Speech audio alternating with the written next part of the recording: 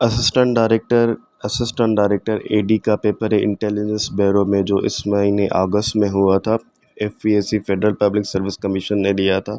उसका मैथ का पोर्शन आज हम सॉल्व करने जा रहे हैं। उसका जो पहला क्वेश्चन है वो मैथ का है। बाकी भी पोर्शंस हैं बट हम पहला क्वेश्चन मैथ का है वो हम सॉल्व करने जा रहे हैं। A sequence is called arithmetic if it has.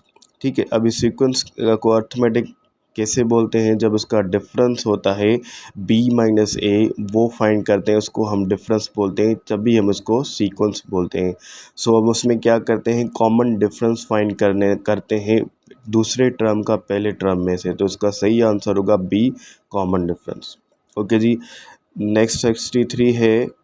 63, the price at which a particular item is purchased is called cost price। ए इसका सही आंसर है कॉस्ट प्राइस, बिकॉज हम जो भी लेते हैं कुछ चीज़ तो वो उसका हम कॉस्ट प्राइस देते हैं।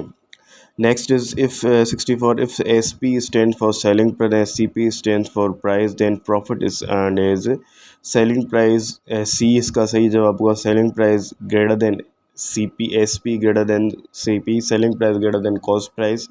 मतलब इसका मैं एग्जांपल सिंपल ये दूंगा, एक 10 रुपये की चॉकलेट है, वो हम परचेज़ करते हैं 10 रुपये में ही, ठीक है, पर उसको सेल करते हैं 15 रुपये में, ठीक है। तो कॉस्ट प्राइस जो ही 10 रुपये ही, सेलिंग प्राइस भी 15 प्राइस। अगर सेलिंग प्राइस बढ़ जाती है, ज़्यादा होती है, वो ज़ाहिर है वो हमें प्रॉफिट ही होगा। नेक्स्ट क्वेश्चन की तरफ, तो इसका सी जो है वो सही आंसर है। नेक्स्ट क्वेश्चन की तरफ चलते हैं।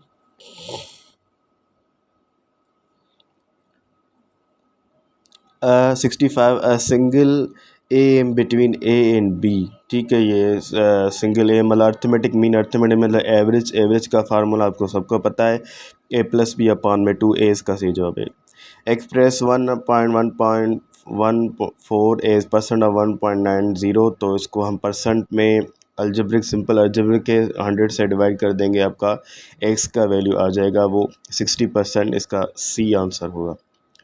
Find the sum of the terms of an AP whose first term is 1 upon n and the last term is अच्छा, इसका जो फार्मूला होता है उसके हिसाब से हम सॉल्व करेंगे, तो इसका जो सी जवाब हुआ सही आएगा, N square minus N minus think 1 है अपॉन में एन। ठीक है, इसका सी आंसर सही होगा, इसके फार्मूले के हिसाब से इसको सॉल्व करेंगे। ठीक है जी। और एक्सरसाइज ड्यूटी 68, एक्सरसाइज ड्यूटी 150%, ये आपको अच्छा 69, L L N N power N जो है वो सी एक्सपोनेंट है, पावर में होता है जो एक्सपोनेंट होता है। 70 सिंपल अलजेब्रिक का प्रॉब्लम है। 70 माने third term of N plus N equals N plus 3। अभी ये जो है एन थर्ड टर्म फाइंड करने का जो एपी का फार्मूला था उसके हिसाब से हम सॉल्व करेंगे, इसका ए होगा 6। ओके, और 72 का होगा बी, और 73 ज्योमेट्रिक मीन का फार्मूला आपको पता है। अच्छा, 73 ये पी अपॉन क्यू, ये रेशनल नंबर आपने पढ़े होंगे।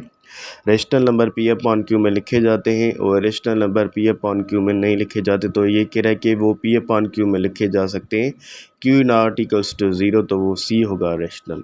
ओके जी। बाइनरी रिलेशन इज़, अच्छा जी, बाइनरी में डोमेन फाइंड करनी है। डोमेन पहले जो एलिमेंट्स होते हैं वो होते हैं और दूसरे जो होते हैं वो रेंज होते हैं, तो 4, 5, 6 आपकी डोमेन हो गई। 1, 1, ठीक है जी। डोमेन पहले होते हैं, पहले अल्फ़ाबेटिकल डी आती है, फिर आर आती है, ये ट्रिक है, आप ये भी ऐसे ही समझ लें। दूसरा है कि 1, 1 and onto function is called, इसको हम बाइजेक्ट फंक्शन बोलते हैं। Perpendicular distance is a point from Y X is called abscissa, इसको हम एफसीसिया सी बोलेंगे। ओके, ये सिंपल अलजेब्रिक है।